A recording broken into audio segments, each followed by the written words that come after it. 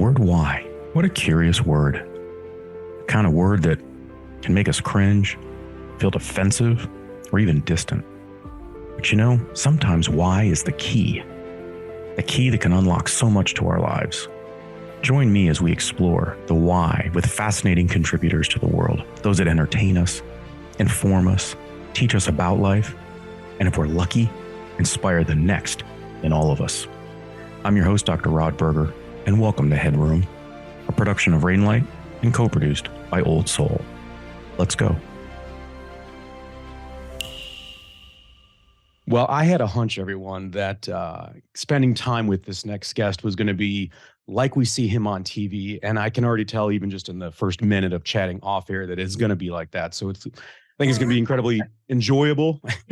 We'll probably laugh a lot, talk about some deep things as well. But I'm going to share his bio for those of you that have been living under a rock, or you're a young child that is trying to study up on the NFL, TV, and brands alike. But Terry Bradshaw is a 4-time Super Bowl champion quarterback for the Pittsburgh Steelers, a 2-time Super Bowl MVP, NFL Hall of Famer, and a Sports Broadcasting Hall of Fame inductee, as well as a multi-Emmy award-winning broadcaster on Fox NFL Sunday.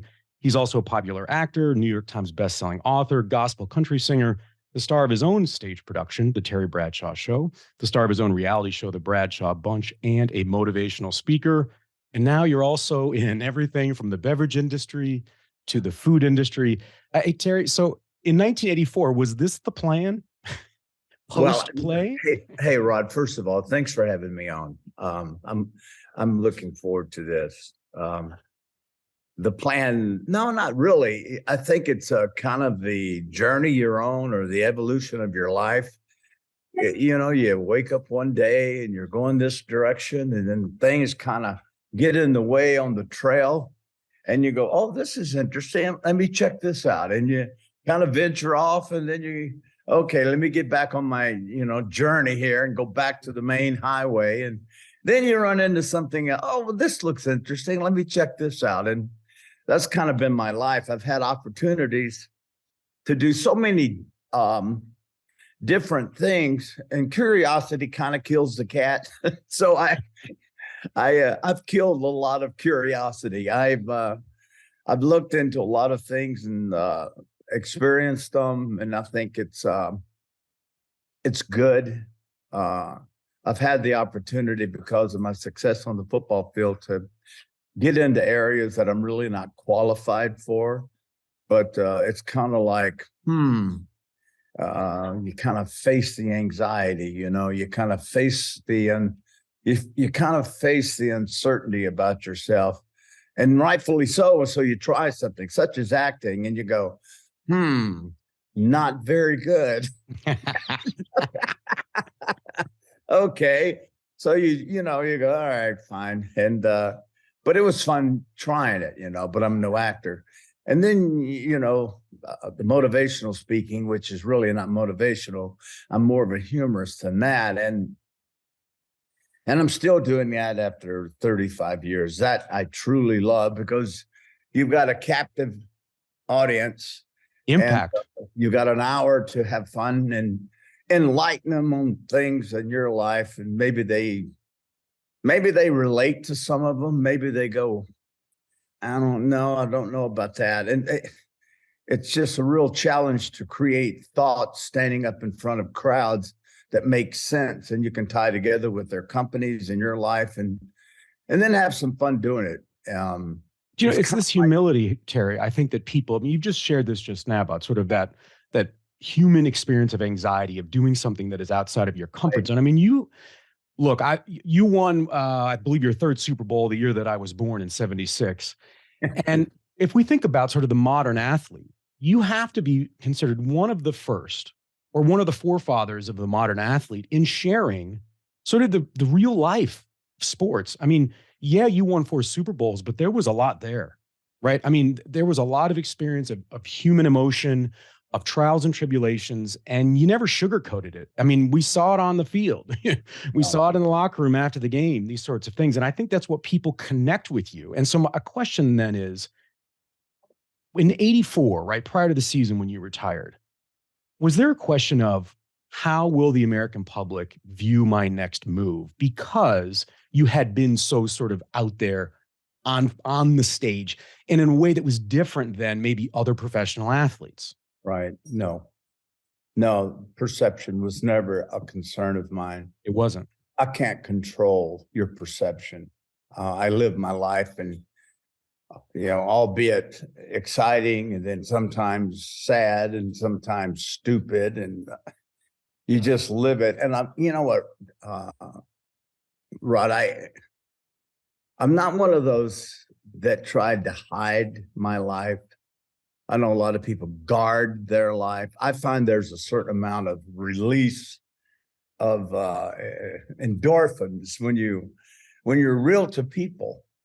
And I like that. I like for people to see all of me. It frees me up.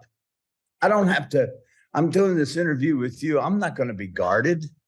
I don't want to be. I want you to hang up and go, all right, that's the real guy, as I'm going to do you. So that's the way I approach life. So when I retired, no, I never said, wonder what my perception is going to be. How's history going to view me? And I never cared about that, because that's a chapter of your life that's gone. And I live my life. That was kind of a vein off of the artery. You always get back to the artery. And that's what I did. Got back on the main highway, kept going forward, and not doing this, not looking over my shoulder. What was I going to accomplish by looking over my shoulder? People put you in a position to constantly have to look over your shoulder. You just did it by asking me about my perception and after I retired. So I've got to stop my life right now and go, I don't have one. Because I'm moving on. I'm always moving on.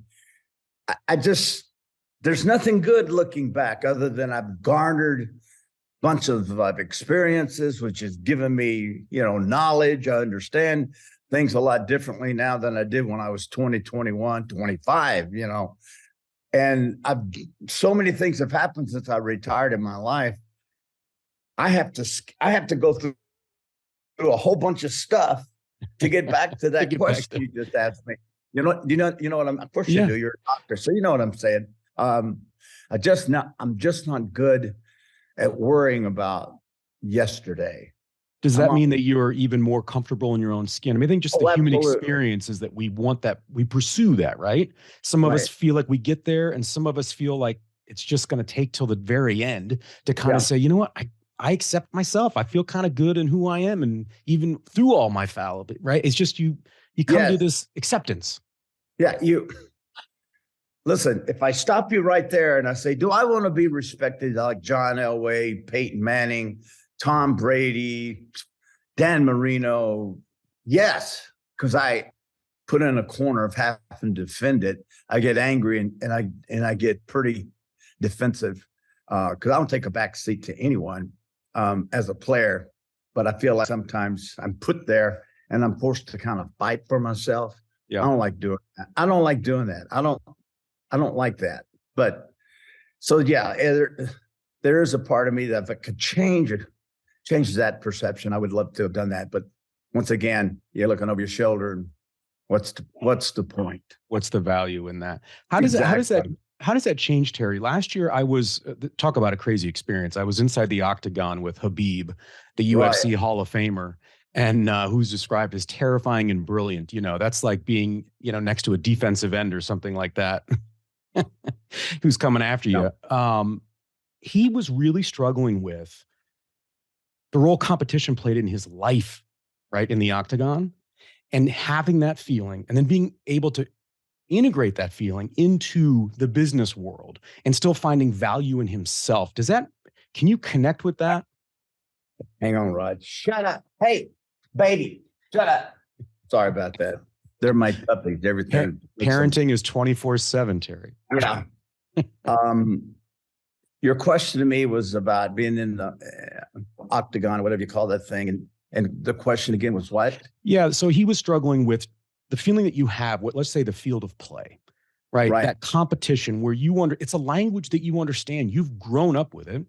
Well, the rules may seem a little bit similar in sort of the rest of the world, but yet you have to recalibrate. And you could see it in his face that he was still adjusting even after a couple of years to understand where his voice would have the most influence, the most power, the most value. And I'm wondering if that's something that has, for most athletes, that you have to either come to grips with, get different experiences that allow you to not be the quarterback in the room, right? Right. I never had that. I never had that problem. Probably like you, I can walk into a room now, maybe not right when I retired. I feel totally comfortable. If I'm in a room with a bunch of superstars and my career just ended and I'm trying to find, what's the word, my identity in society, which I never had to do, but I would feel totally comfortable in my skin because of my accomplishments. Now I say my singularly, realizing that it's ours because I did nothing. I was a part of a team, and I take pride in saying we did this, not I didn't, because I couldn't have done it without them, So I never struggled like that. Once I walked out, I stepped right into television. Was I qualified to do television? No. Why? I'm a football player. I don't know anything about TV and broadcasting. And so I got that opportunity because of my stardom, my celebrity status as a player. But I was terrible. I'm not going to lie to you. That was not an area of my life that I was very comfortable with or that I enjoyed. But I needed the money. We weren't making any money. We worked. Hang on, Rod. Yeah. Hang on, Rod. Hey. All right. Now.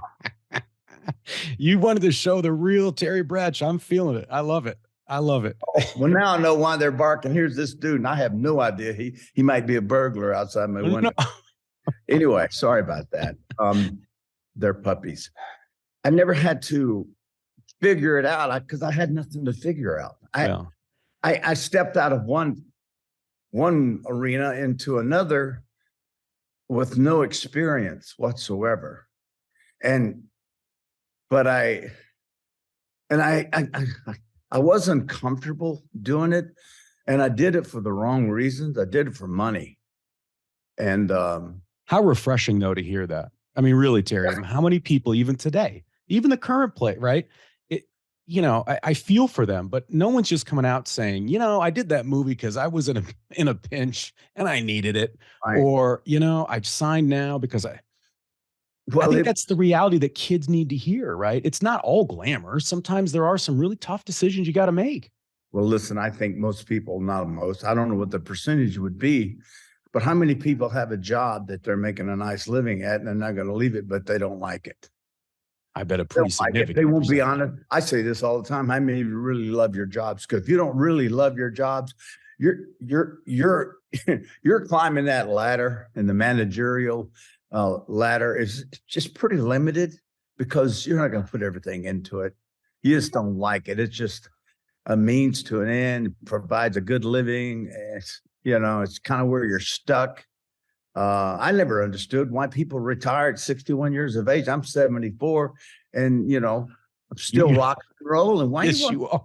Maybe they just don't like their jobs or like their life. I don't understand it, but I never gave thought to, after retirement, what am I going to do? Now that's even totally part of not the equation. That's totally not how you go about your life. Because when you're a football player, you're going to retire most of the time in your 30s. Yeah. All right. I was 34. You're going to retire. And what are you going to do after that? And I figured I'd just be a cattleman. I'd make about 50 grand a year, totally happy. I own my land, I own the cattle, own I had no overhead. It was just me. And so I figured, okay, 50,000 a year. That was my goal. That was my goal. That was your goal. That was my goal. Seriously, 50 grand. And back in the 70s, I just 50,000 was a lot of money. A lot of money. A lot of money. Yeah. To me, to anybody. Now it's 50 million, you know? Now, yeah, absolutely. At what point did you recognize, did you wake up in the morning and say, whether you like it or not, right? I don't get that this was your goal at all, that you became a brand. Because we do live in an era now where, I mean, I have an 8 and 10-year-old. They know what brand means. If you'd asked me in 1984 what brand meant, I would have had no idea. I didn't even know the term entrepreneur. I don't think most people did. Right. I never thought about brand. I don't even think about it now. Well, you are a brand. I know this is breaking news, Terry. But I may be a brand, but I'm just name recognition, you know. Uncomfortable? I mean, I can see it sort of in your face. I mean, yeah, I just don't feel as though that's just a new whole. That's a you know. Is that a millennial word? Oh. No. So I just don't think of it as. I don't think like that as a brand. If I were a brand, and everything I would have touched probably. Maybe. Well, that's not true. That wouldn't be the definition. I was fixing to say that everything would be successful. I've touched into 20, 25 ventures, you know, maybe 3 of them have turned out to be consistently successful. I stepped into the bourbon business. It grosses money. Cash flow is good, but I haven't made 1 penny. Not 1 penny. Is that a successful brand? It's growing, it's building. And you're not going to believe this, Rod. Now this guy's got a blower coming by the window. Don't they know that I'm on the phone with the world's most renowned? Let's get this. He's blowing grass or whatever. You can't make it up. No respect for my brand, that's for sure. But that's right. You know, I just think of, I said it earlier in the interview that I just think that my name gives me opportunities. And is that a brand? I don't really know what a brand. I know like Michael Jordan is a brand. He's Jordan Shoes, golf course in Florida, owns the Charlotte Hornets. Not, you know, Nike and all the other, and just makes, you know, he's a billionaire. I would think now there's a brand because everything I just listed has success written all over it. You think of other people, LeBron James, that's a brand. That's everything they touch is mega money. And those are the things we see in public, Terry. Like to your point, you've had 20 or 25, right? That's true. That's true. We may not know all the ones that didn't make it, or that's true. No, you're exactly right. And I just see them as just being international, superstars. So therefore, I don't feel as though there's any failure there. Probably is, you know. Terry? What's your relationship with the word no? Because you are a very affable guy. My relationship with the word no is not very good. It's not. Does that mean do you get burned? Oh yeah. Yeah. Too trusting? Absolutely. I am extremely trustworthy. I get excited about opportunities. I'll give you an example of that. I had at one time, I owned 3 private jets. And what I was doing was buying various light jets, medium jets, you know, and I would fly them and flip them. Okay. And make money. And pandemic hit and I had 3 jets, but that's when aviation exploded. And so I made a ton of money selling jets. So the jets are gone. The pandemic's over. I get a bout of 2 cancers, and I have to travel to do two states for treatment. And I have to fly commercial because I sold all my Now I'm sitting there going, and the pandemic now, so everybody, my outside interest in the burgers that we were selling and the bourbon, even Fox, we all had to take a cut in salary. And so I'm sitting there and I'm going, I can't continue to do this, without a plane, because I travel so many places. I just can't get there commercially. And my wife said, no, we can't afford it. No. And I know people see this, read about this, will think, well, you poor spoiled thing. But like I said, it was a business that I'd gotten into, that I'd gotten very good at. And that's my current no. And I'm having a hard time with that because it's 3 hours from here to the airport and wherever we're going. And we get back, and many a times we've left on a Monday to leave on a Tuesday to get back on a Thursday for one deal.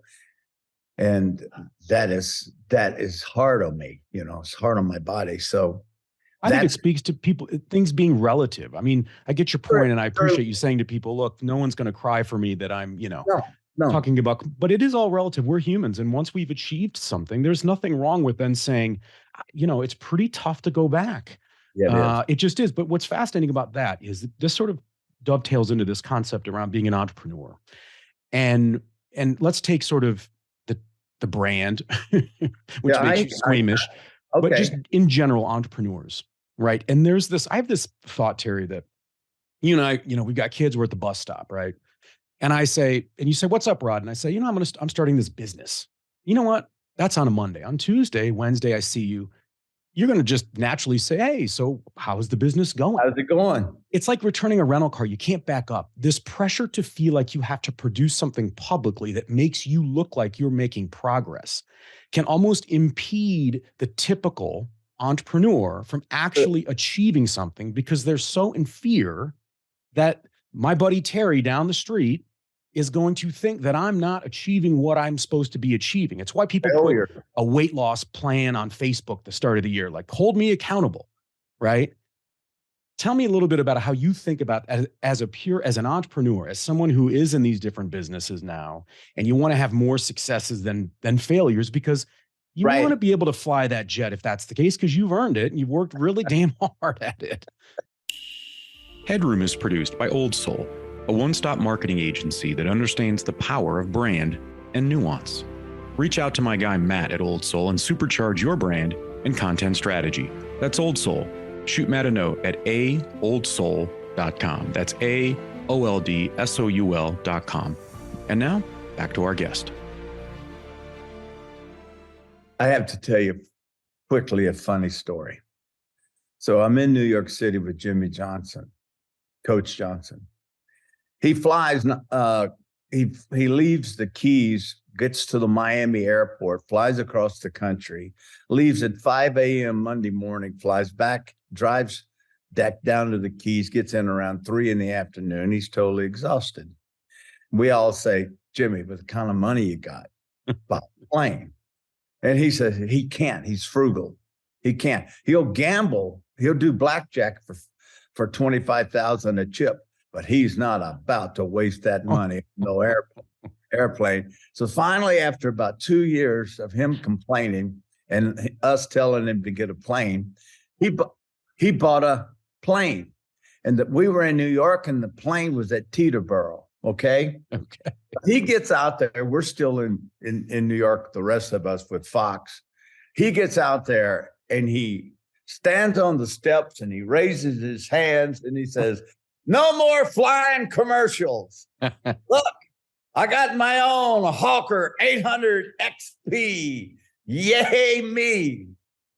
So we are not thinking any other direction other than, wow, I'm so glad he bought a plane, which means he'll stay longer with Fox, because now it's going to make his life easier.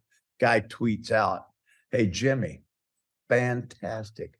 I am so proud of you. He says, as a matter of fact, I travel a lot myself, and I too thought about buying a Hawker 800 XP, but instead I bought a yellow sweater.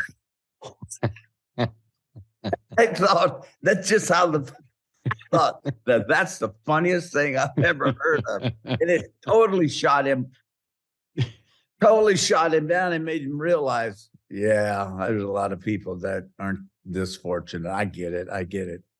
So I think your perception of starting a company and wanting to be successful in Terry Bradshaw's eyes, I'm going to know, Rod, if you're successful, because I know you. You know, we're friends. I'm going to know if you're blowing smoke. Yeah. Because probably, number one, you don't know anything about that business you're getting into. So you're going to have to surround yourself with people that do, that can help guide you. And they're going to use your money and your name. I've been there. I don't want anybody to know that I'm not successful. That's how do you avoid that's getting my ego? No, that's my your ego talking. But when people ask me about, well, you've been in the horse business 43 years and lost $25 million, I hadn't made a penny, and I lost a ton of money. But it's been a cash cow too. And so I've kind of looked at the cash cow and the loss, and I always have a horse sale to catch up on my losses and try to balance the sheet out so that I'm not illegal with the government. And I know the business so well now. You know, I've tailored everything I do, my money to the horses. In other ventures, I've loaned my name to it and haven't been successful. No one has asked me. You're the first person that basically, you know, kind of brought it to light. But I've failed at so many things. Does it create a scar? How many people do you know that go to Vegas a lot? Have they ever told you, when you ask them, hey, how'd you do? Hey, you know, I come home with a couple of beans. How'd you do? I came home with a couple of beans. Hey, so how'd you do? I came home with a couple of beans. They never lose. And Never. I'm trying to think, how do they build these monstrous hotels and you always taking money out of their casinos? Or how many times do you hear people say, well, I brought $500 and that's all I'm going to lose. And there are 20,000 people going to Vegas this weekend saying, well, I got $500 and that's all I'm going to lose. What does that tell you? They're going to lose $500. They're not going to leave till they have used up their $500. And I don't have a problem admitting failure. But your question is really good. I don't talk about it either. Nobody does. That's why we don't know. Nobody goes on the air. Well, I went into the bourbon business and I lost $5 million. And I lost my rear and I lost my ass. And man, so I decided I'd go into clothing. I tried to go into clothing. I put $250,000, true story, of my money into the clothing line. I hadn't made a T-shirt yet. I've lost my ass. Okay? Well, you can tell your buddy Strahan, I have spent some money on his clothes. He's got some great stuff. So you let him know. Yeah. See, there's a guy but our perception is it's always successful. So how do you learn then? How do you learn from it then, Terry? Because look, we're both males, right? So classically, we don't talk to the doctors. We don't want it, right? So how do you kind of learn? I mean, not to go back to the football, but at some point you kind of have to learn, I would think, from the losses so that you don't make the same mistake. It's like when you guys are analyzing at halftime, it's, you have this look on your face sometimes like, why are we still making the same mistake? Like this quarterback's making the same damn mistake. Right. So if you don't think about those failures, how do you, in the sort of the real world, apply those burns that you've experienced? Okay. So here's what I'm good at. After 50 50 years since the retirement, I now know what I'm good at. I'm good at television and I'm good at speaking. Okay, that's where I'm good. That's where I excel and I know it and I'm good at it. Okay, I'm not bragging. I'm confident. I'm good at it. Everything else, I know the horse business inside and out, but it's like a drug. I love it. My kids love it. My wife loves it. And it's not a moneymaker at all, at all. But I stay in it. Now, some would say, well, that's stupid. Well, I'm not hurting anybody. You know, I'm not hurting anybody. We all are enjoying it. The clothing thing is a failure. That's okay. You know, that's all right. There's, man, things that I've tried to do. The burger business that I'm in right now, I mean, we're in 8,500 stores. This quarter, I might make, you know, $2,000 or $3,000 profit. My bourbon, no, not a penny. My son-in-law's made more money in the bourbon business than I have, and he works for me. So those are two big ventures that I haven't made any money.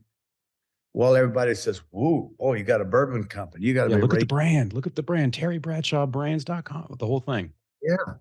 I only own 10% of the bourbon, 25% of the burgers. I got people that I don't even know who they are making more money in the bourbon, have a bigger piece of the pie than I do. Yeah, I need to share. I own 11%, Terry. This is my way of introducing myself. I like that. So if I nobody wants to spill their guts on their business ventures and how they fail, but hey, listen, learn from me. I am good at two things. I'm real good at it.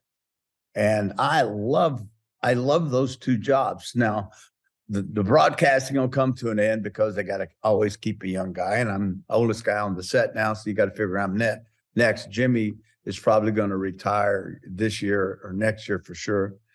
So you kind of look at that, but speaking, I can always do. I can always speak, you know. Are you, I don't know if worried is the right word. Are you reticent about the days when you're not on set? Yeah. Yes. Yes. Billy Graham said the minute you retire is the day you start dying. I've never forgotten that. Yeah. So I do think about that more than I want to, because you know what they're thinking. You know, they're watching me. Am I slipping up? Am I doing this or doing that? Then I got sick this year, and so absolutely. I'm fearful of that. Not fearful. I'm aware that that's coming, and I don't like it. Does it impact the joy on game day for you at all? Even No. As a matter of fact, it kind of the competitiveness in you, right? Kind of gets me. Oh man, I love that show. I love doing that show. You know, I can't wait to get there, and I hate when I have to leave and come home. I love that show that much. It was quite an experience. My 10-year-old even got to meet him, but Charles Barkley last year, before he signed his deal, you know, he can get it into any business he wants now. But, you know, he was talking about that, contemplating sort of when his voice might not have as much value to the viewer or what you're contributing, you know. I've always thought this is fascinating. Maybe this is just because what I do, but when you're sitting there and you're a part of a team like Fox NFL Sunday, it's almost like synchronized swimming or jazz or something like that, where in that moment you have to read. You're either getting a jab at you, right? Strahan's either jabbing you or something's going on, or you got to talk about something serious like head injuries or something like that. Is that the in-game kind of a thing that really gets your brain going, that is exciting? No, that's not exciting. I don't like to talk serious on television. You don't. No, I don't like to take on race related topics, medical topics. I tried to tell Fox when the young quarterback for the 49ers injured Purdy. his Yeah. Purdy. Yeah, Brock Purdy. I said, hey, he's torn his ulnar lateral ligament, which is what caused me to miss my end of my career. He'll probably have to have a Tommy John surgery, and that's a year. Now he waited 2 months before he had the surgery. I don't see how in the world he's going to be back by training camp unless the techniques have changed so much. But I could not say that on the air because they didn't want me to, because when it comes to medicine and a player's career, and we have to confirm it. Well, the thing about that comment was, that's me. That's me. You got a guy here that had that rarest of rare injuries for quarterbacks, unheard of. And I couldn't say anything about it. And so that's fine. But I normally, Fox knows that I don't like talking the heavy topics. That's for Howie and Kurt Menefee and Michael to jump in on race topics. I try to stay out of those because I'm not comfortable in those. I'm not comfortable with certain topics. It feels like you have a comfort level with authenticity that I would say maybe not a majority, but a significant portion of people struggle with in their adult lives, is that authentic voice, that can be represented in any domain of their life, the soccer field with their kids, PTA meetings in the boardroom. A lot of times that happens maybe with age because we just don't give a rip anymore. Right. But it seems like you've used that to your advantage, right? And that's kind of what pulls people in. It's like a secret sauce a little bit, right? Like if you can do it, I feel closer to you because you're allowing the space in the room to sort of be free. Yeah. You have to understand. I just told you a little bit. I guess you're referencing when you say my voice. I'm the guy that brings I kind of take the energy. I kind of take the anxiety and the tension down with humor or having fun. I listen to these guys, and I am the co-host, so I listen. So I can, when they say something, like one show, Howie was talking about 3 technique. Okay. So he got through. And I said, well, why don't you tell the people what a 3 technique is? Because you have to be careful.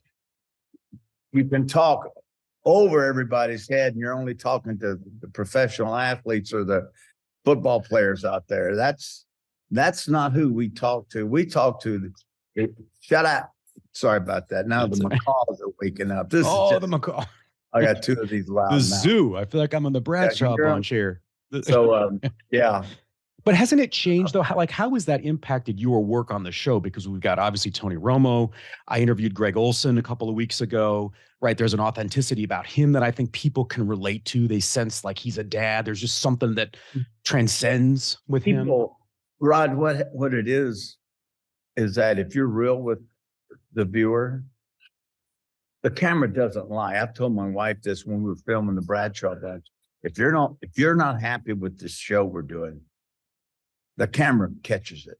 The camera catches it. We have to be honest with the viewer. Okay, you're going to upset some of them because you don't agree with their team and and what they're doing. You're going to upset them, but that's okay. If you are honest with the viewer, they'll appreciate you being honest and real as opposed to BS, and when you're honest with them, you win them over. Hey, Terry, I hear it all the time. Hey man, I appreciate you. At least you'll tell tell it like it is. You know, we like your you being honest with us and real with us. But I've always told everybody, when you're talking to that camera and you're talking to millions of people out there that have worked hard all week, who are home waiting on their favorite team, and you're setting the table before the game, and you're going to upset some if you don't agree with the way they think. But if you're honest with them, they respect you for it, and they like you. But they know when you're BSing them. They know when you're like, "Oh, please shut up." You're doing it for an ulterior motive. Yeah, exactly. Terry, let's wrap with this. What advice? This sounds very cliche, but I do think people would find it fascinating because you said something that I thought will definitely sit with me post interview. You talked about, like, in essence, these new ventures that you have. You're not just sitting here cashing checks like these spoof commercials where you're like sitting with a crown on your head, doing the Johnny Manziel, right? You're not doing any of that. No. So it makes me think about the way in which we think about success, right? I'm in my mid 40s, and yet I feel out of touch when I see younger people and they are equating. Like, I went to Miami for some interviews late last year, and I met all these young entrepreneurs, Terry. You know what their goal was? Did they have a McLaren in the driveway? Like, and I just went, this is a different generation. Like, how are we evaluating success? Because I'm talking to you and you're saying, I've made a lot of money in horses and I've lost a lot of money, but you know what? It cash flowed a lifestyle that brought love and community for my family, my girls, right? That's a very different mindset than what we're talking about. And yet I speak at local schools with high schoolers that are in entrepreneurial programs, and they're wanting to kind of understand, how do you navigate this world? Because there's not really one blueprint, but that's the world they're growing up in. They're not going to 9-to-5s anymore. No. The thing is, too, they don't know what it is to open up the back door and go out and sit under a tree, or go out and play croquet, or do things in the yard or the neighborhood. They're all on their cell phones. Kids 5-6-year-old going through an airport now, and the parents give them these cell phones and download all this stuff, so they'll sit there and without talking, and they'll behave themselves, and they don't know how to communicate. They don't have a clue how to sit and listen and have a discussion with adults, which you do start that at an early age. I used to sit around the table behind my parents, behind them, of course, and listen to them, have these conversations. And I was fascinated by listening to adults talk about things. Obviously, I had no clue what they were talking about, but first of all, I was involved with the family. And second of all, I'm fascinated by all these family members talking, or neighbors, and they're talking about a subject that possibly I knew something about. Young people, I would always say this. You heard me touch on it earlier. The Bible says that we're to sit and listen, be still. And when you're reaching and searching for something in your life, you have to have quality, quiet time. You have to get off with your thoughts, with with an understanding of, where am I going with my life? You don't have to be a college graduate or someone in college or going to college and say, well, I'm going to take general studies until I figure it out. Sorry about it. Hey, that's my kids. Hey, can you not tell Dr. Rod's on phone? You shut up. The male and a female, and they're playing. They're not fighting. I'm sorry, Rod. You're fine. But you have to.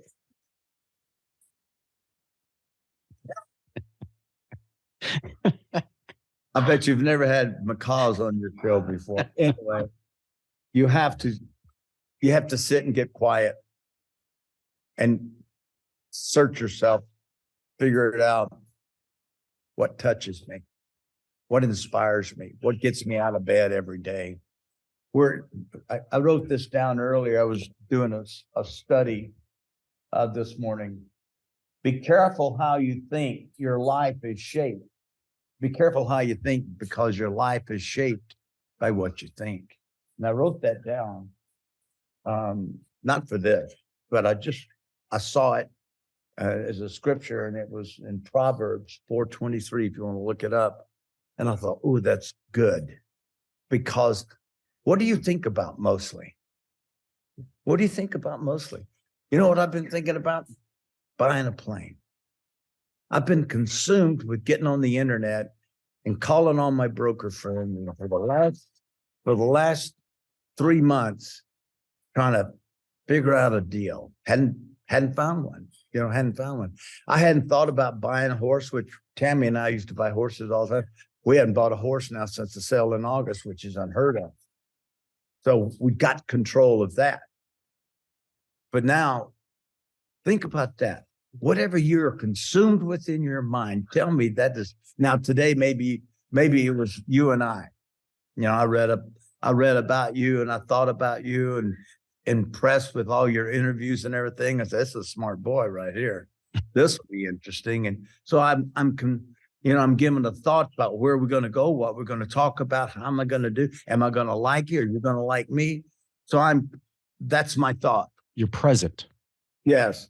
I'm going to get off of this with you, and Tammy and I are going to go drive and look at buying a mini home for some workers. So I'm thought about that. So what do I do in my quiet time? When I knew I wanted to play football as a young man, I was consumed with playing football. So therefore, I was consumed with every aspect of playing football. And I knew I wanted to be a quarterback. So learning how to pass and do all of that, I was consumed with it my entire young adolescent life. Once I got into the NFL, I was consumed with getting to the playoff game. It's all I could think about. Get to a playoff game. That's where it's happening. That's where it is. And it took us, take 3 years to get to a playoff game. And I'm just like, wow, it's everything I thought it would be. It was everything I thought it would be. Now, when you're thinking about something all the time, and you actually are to experience that thought, and you go, oh my gosh, it's better than I thought it would be. Then you know you're on the right track. And then you say, well, I want to get to a Super Bowl. God, there's no way I'm going to get to a Super Bowl. That is just unheard of. You get to a Super Bowl and you go, it's everything I thought it would be. Uh-oh. What if we lose? Don't want to lose. Can't live with that. Couldn't bear the thought of losing a Super Bowl. The ultimate. No. So we won all 4 we went into, but they were everything I thought they would be. And that's when you go, man, this is great. Now, of all the things I've done in my life, when 1984 came around, that ended, gosh, it was everything I thought it would be. Now I'm just owning a horse, no big deal. Buying a great stud, no big deal. Owning a plane, getting in the aviation business was probably the most exciting thing I've done. Getting ready to build my wife's dream house. That's going to be everything it's supposed to be. So if we can find times in our life when we sit down and are consumed in our daily thoughts and we accomplish what we're doing in our minds, when I get through with this, I'm going to close the computer and I'm going to say, Dr. Rod, that was not everything. I hoped it was everything. It's something I didn't know how it was going to be, but it ended up being everything I hoped it would be. And that's refreshing. That's invigorating. What a great moment. What a great moment. So we can have a lot of great moments during the day. But when it comes to career, be still, give some thought, give some prayer. What is it to get you out of bed? What is that jacks you up? What is that make your blood pressure up? What is it? Find out what it is. And don't put a dollar sign on it. Don't say, oh, if I can make $500,000. No. Like I did. If I can make $50,000 a year after I retire, big man on campus. That's a good deal. So that's kind of the way I look at it. If I accomplish something and I go, then, I bought a horse called Very Cool, paid a lot of money for him. Didn't do it for me. You know why? Somebody else raised him. Somebody else got him to the shows. Somebody else made a world champion out of him. Somebody else. And I bought all of his dreams and with money. So didn't do it for me. Good for the business, but it was money that I bought his dream. Yeah. Not good for the spirit. Yeah, exactly. Yeah. And that's kind of the way I think day to day goes, and certainly the way a life goes, because people waste their lives. They waste. And then a lot of people get there and they commit suicide after they become successful because they can't deal with it. Well, they fear the second act. Right? They fear that failure of the second act. Like they have to go bigger and better. Oh man, that's a good point. Because do I want to go bankrupt in the papers tomorrow? No. How humiliating. I mean, wow. So I ever thought about that? Yeah, I've thought of, who hasn't? Yeah, you go, no, get that out, you know. You ever tried to shake some? You know, I had a dream this morning, and my wife's good at analyzing dreams. I said, babe, you're not going to believe this. I bought a 1-ton Ford pickup truck to pull our 8-horse stud show trailer with. Okay. And I said, and it was the thing that woke me up. And so I've been talking about, I got to get back to working out. I don't quite have the energy that I once had. So So I'm sure that had something to do with it. But when I bought the 1-ton Ford truck, turbo diesel with the 8-horse trailer, you know what did I put automatic in it? No. Did I put 5 on the floor? No. I put bicycle pedals. Bicycle pedals.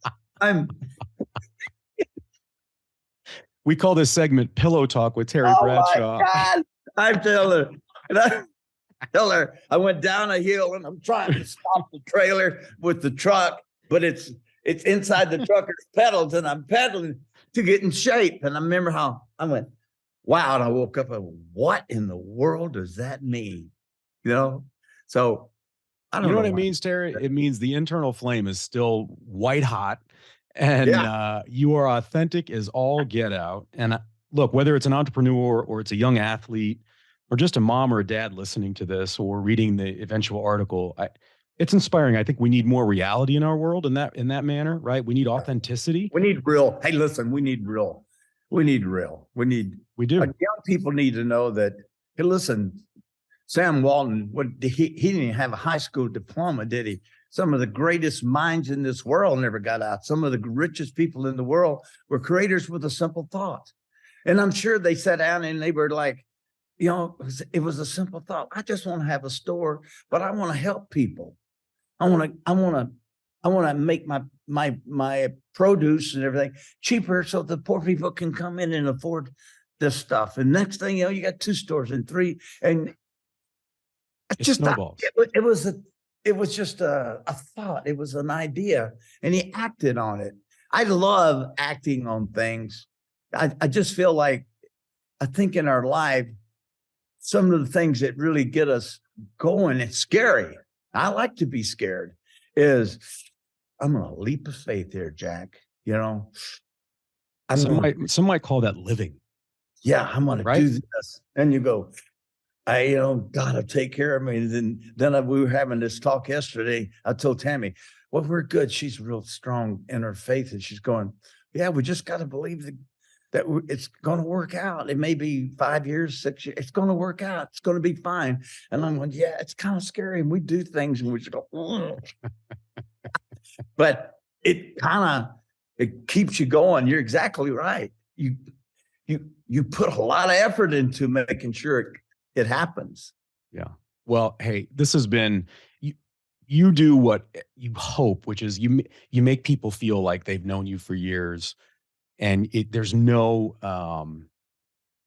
one-upsmanship. And I just think that is it's a testament to you.